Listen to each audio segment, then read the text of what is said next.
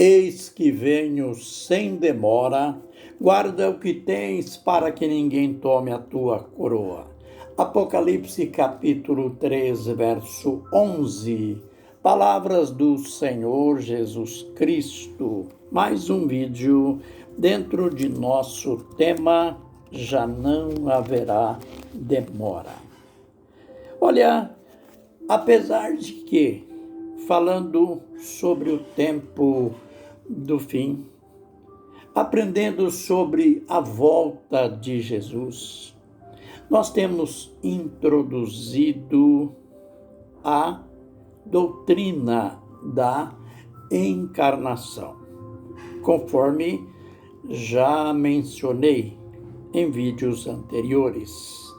O porquê deste envolvimento da escatologia à encarnação. É preciso saber que a doutrina básica da Igreja da Redenção é a encarnação. Foi através da encarnação que Deus se tornou homem, o homem Jesus, o Deus encarnado. João capítulo 1, verso 14, está claro.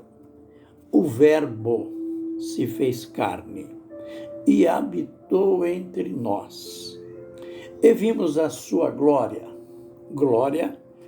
como do unigênito do Filho de Deus. Foi através da encarnação que Deus pôde comunicar-se conosco. Lembre que o apóstolo Paulo escreveu aos Hebreus capítulo 1. Ele escreveu assim: havendo Deus antigamente falado aos pais de diversas maneiras pelos profetas, a nós falou pelo Filho, a quem constituiu herdeiro de todas as coisas, pelo qual fez também o mundo.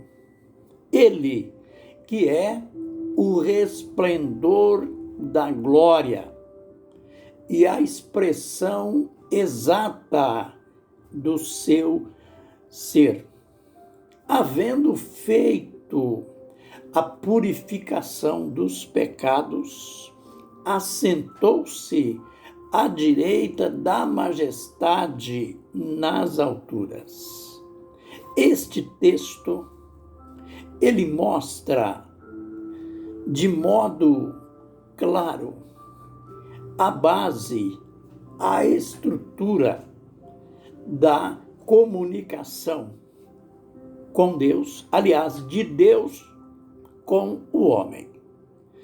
Ele vinha falando, ele falou de muitas maneiras, isto é, falou através de visões, falou através de sonhos, por que não dizer? Ele usou até um animal certa feita para se comunicar com o homem.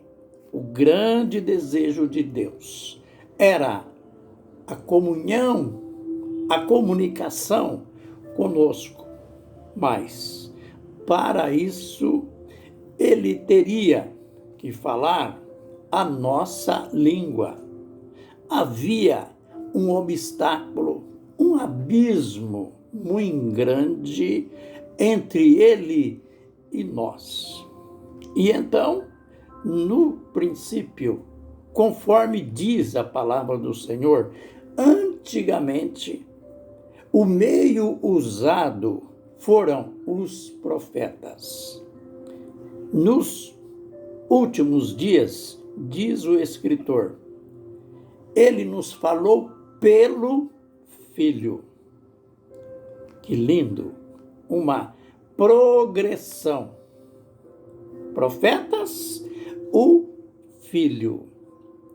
Lembre que quando o anjo deu a revelação clara para José de que ela estava grávida do Espírito Santo, grávida de Deus, ele disse: o nome do menino será Jesus, porque ele salvará o povo dos pecados dele. E o anjo repetiu a profecia de Isaías, que ele seria chamado Emanuel, que traduzido quer dizer Deus conosco. Então, Jesus, nada menos de que o próprio Deus habitando entre nós. O próprio Deus veio falar a nossa língua. Qual a finalidade? Nos perdoar, nos salvar. Não foi isto que Jesus disse na casa de Zaqueu? Porque o Filho do Homem veio buscar e salvar o que estava perdido. 1 Timóteo 2,5. Porquanto há um só Deus, note, fica tão claro, há um só Deus. Não existe dois, não existe três, há um só Deus e um só mediador, isto é, aquele Filho que Deus falou através dele. Este é chamado aqui neste texto, nesta carta paulina, de mediador entre Deus e os homens, entre Deus e nós. Jesus Cristo, homem, para ser mediador, para ser nosso mediador, Deus se tornou homem. Agora a gente chega na volta dele. Note que quando Paulo escreveu sobre a volta dele, de Jesus, aliás, ele não teve a finalidade de falar de escatologia, da volta de Jesus. A finalidade dele foi dar uma palavra de consolação aos cristãos de Tessalônica que tinham perdidos seus entes, eles tinham morrido. E Paulo disse: olha, não quero que sejais ignorantes com respeito aos que dormem, como os demais que não têm esperança. Porque se cremos que Jesus morreu, também Deus, mediante Jesus, trará em sua companhia os que dormem. Como entender Deus mediante Jesus? Será que está falando de duas pessoas, Pai e Filho? Sim, duas pessoas, mas não duas pessoas divinas. Deus, aquele que sua natureza, conforme ele mesmo disse para a mulher samaritana, Jesus disse para ela: Deus é Espírito. O Deus Espírito que se tornou carne, homem, este que vai descer para vir não só buscar os remidos, mas instalar o seu reino. Deus, mediante Jesus, trará na sua companhia os que dormem. É interessante que no prosseguimento do texto, o apóstolo mostra o Senhor mesmo dará sua palavra de ordem.